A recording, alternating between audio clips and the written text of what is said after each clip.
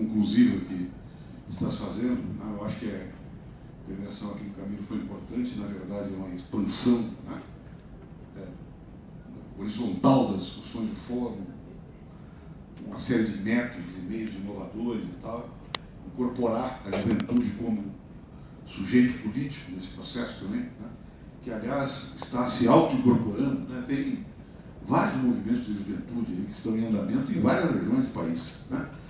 De uma forma bastante ousada, inclusive, alguns discutindo mobilidade urbana, outros discutindo maconha, outros discutindo, né, as questões de gênero, outros discutindo as questões da cidade, agora já vinculadas às eleições municipais. Então tem uma riqueza muito grande disseminada aí nessa marca, né? Compartilho muito daqui também da visão colocada pelo professor Eduardo, né? Nós temos que ter uma súmula, né? O fórum tem que ter uma súmula alternativa do ponto de vista econômico para a gente discutir, né? E esse trabalho que está sendo feito é um trabalho importante para o fórum incorporar e para disseminar essa discussão a partir desse documento. Mas tem uma questão que nós não tocamos aqui, e esse é o propósito da minha vinda aqui de novo para incomodar vocês, que é uma questão que nós não respondemos ainda em nenhuma parte do mundo.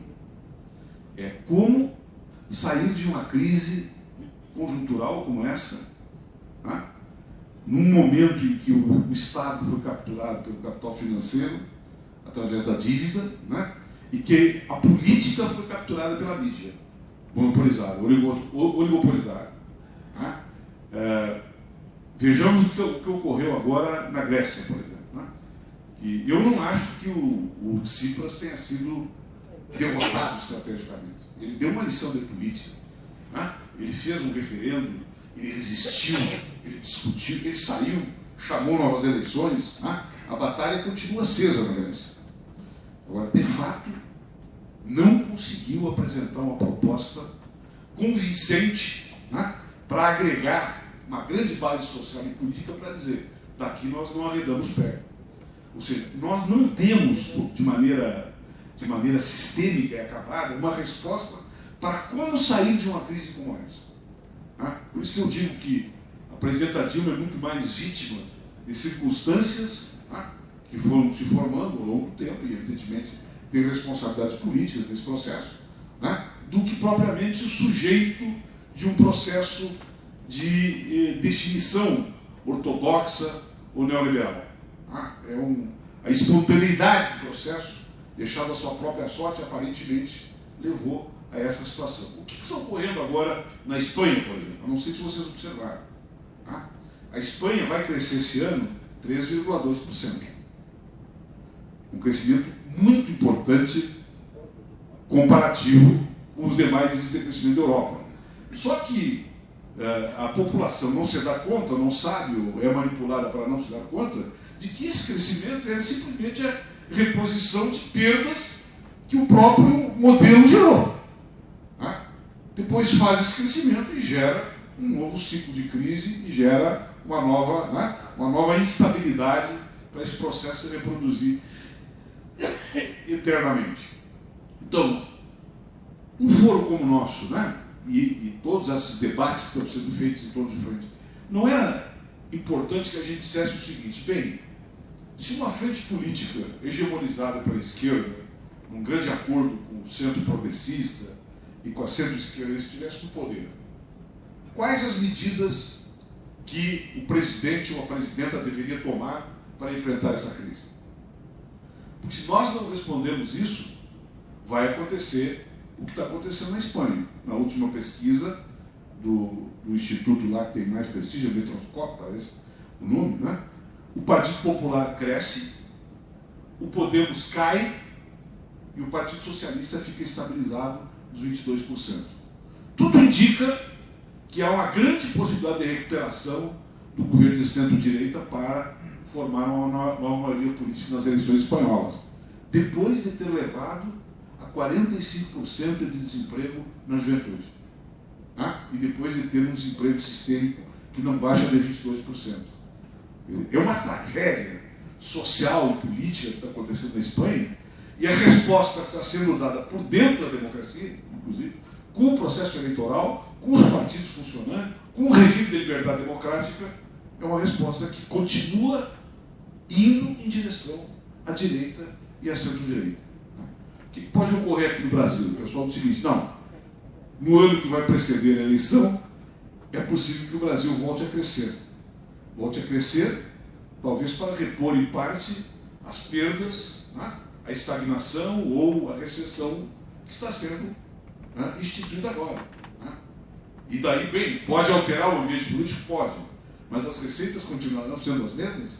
E a base política que vai dar sustentação a alternativas vai continuar sendo a mesma? Então eu acho que nós tínhamos que ter uma preocupação não só de médio prazo, como o professor Eduardo colocou, que eu acho fundamental, mas também de curto prazo.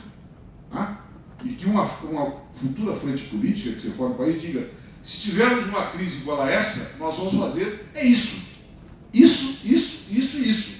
para, no mínimo, distribuir sacrifícios. Isso aí implica numa outra fiscalidade, numa nova progressividade no sistema de imposto de renda, na taxação dos lucros do capital financeiro, uma série de coisas. Porque a população tem que se acostumando com um discurso alternativo, que não é tirado depois do bolso do colete. Então, eu acho que essa questão é uma questão chave, até porque nós sabemos que essas crises que fazem, que chamam as medidas ortodoxas, são o quê? É um novo processo de realização de lucros no capital financeiro, onde as grandes, elas vão estar no seu trabalho lá, as grandes corporações vão lá e se refugiam, se refugiam no capital financeiro, nos seus bancos, para não perder e continuar acumulando. O Valor, na semana passada, publicou um dado esclarecedor. No primeiro semestre agora do nosso governo, do governo atual, só quem cresceu foram as grandes fortunas. Está lá o Valor. O levantamento feito com as grandes fortunas cresceram, acumularam, acima da inflação.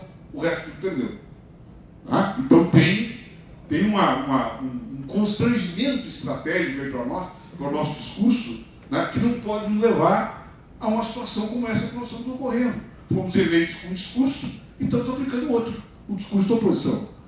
Eu acho que essa questão, a gente temos quadros altamente capacitados para dizer: olha, crise assim, resposta assada.